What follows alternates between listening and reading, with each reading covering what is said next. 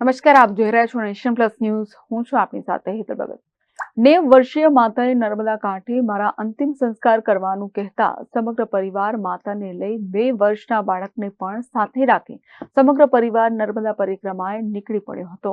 સમાજમાં વૃદ્ધોની સ્થિતિ દયાજનક બની રહી છે અને વૃદ્ધો લાચારી ભરી સ્થિતિમાં રહેતા હોવાના તેમજ તેમની સાથે અપમાનજનક વ્યવહાર થતો હોવાના અનેક કિસ્સા બની રહ્યા છે. ત્યારે વડોદરા પાસેના યાત્રાધામ કરનાળી ખાતે માં રેવા આશ્રમ ખાતે વૃદ્ધ માતાની અંતિમ ઈચ્છા પૂરી કરવા માટે ધંધો રોજગાર છોડી 3 પેઢી સાથેનો પરિવાર નર્મદા પરિક્રમા માટે આવી પહોંચતા ભાવુક દ્રશ્યો જોવા મળ્યા હતા.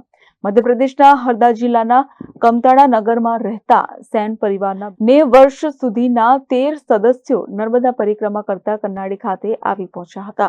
માં રેવા આશ્રમના સંચાલક રજનીભાઈ પંડ્યાએ કહ્યું હતું કે અમારે ત્યાં અનેક પરિક્રમાવાસીઓ આવે છે, પરંતુ આ પરિવારની માતૃભક્તિ જોઈને હજી પણ પારિવારિક ભાવના જીવિત છે તેવો અહેસાસ થઈ રહ્યો છે.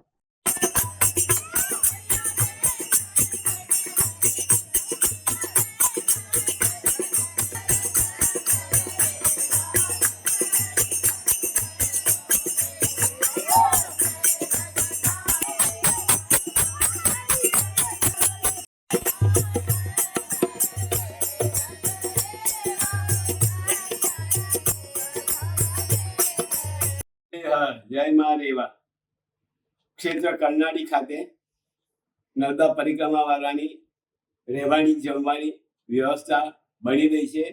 માં રેવા આશ્રમ બની રહ્યો છે, પરંતુ અત્યારે રોજના લગભગ 40 થી 50 પરિક્રમા વાળા જે ચાલતા પરિક્રમા કરે છે નર્મદા માતાની, એ અહીંયા રહીને જાય છે. એ લોકોને ચા નાસ્તાની સેવા ચાલુ છે અને પ્રખ્યાત